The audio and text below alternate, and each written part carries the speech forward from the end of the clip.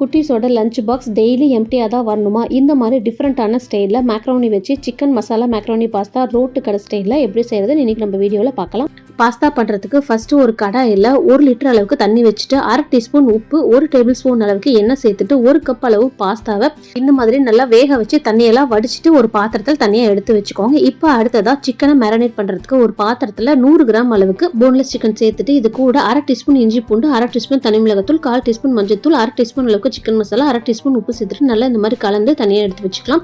இப்போ அடுத்ததாக ஒரு கடாயில் 3 டேபிள் ஸ்பூன் அளவுக்கு எண்ணெய் சேர்த்துட்டு நம்ம மசாலா பரட்டி வச்ச சிக்கனை இதில் சேர்த்துட்டு 1 நிமிஷம் வரைக்கும் நல்லா சுருளை வதக்கிட்டு மூடி போட்டு ஒரு 4லிருந்து 5 நிமிஷம் வரைக்கும் இந்த மாதிரி லோ ஃப்ளேமில் வச்சு குக் பண்ணி எடுத்துக்கலாம்.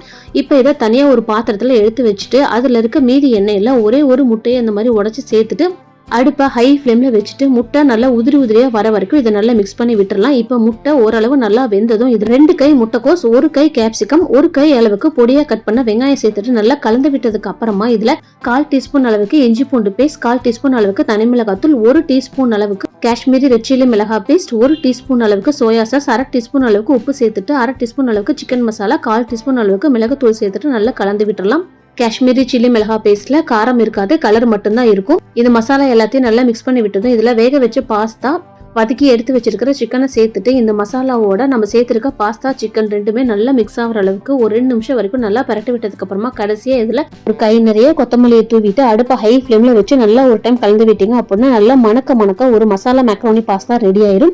இந்த பாஸ்தா ரெசிபி நம்ம ஹோட்டல்ல வாங்குற ஃப்ரைட் ரைஸ் நூடுல்ஸ் மாதிரியே ஒரு டிஃப்ரெண்டான ஃபிளேவரோட சாப்பிட்றதுக்கு ரொம்ப சூப்பரா இருக்கும். லஞ்ச் பாக்ஸ்க்கு ஏத்த ரெசிபியும் கூட.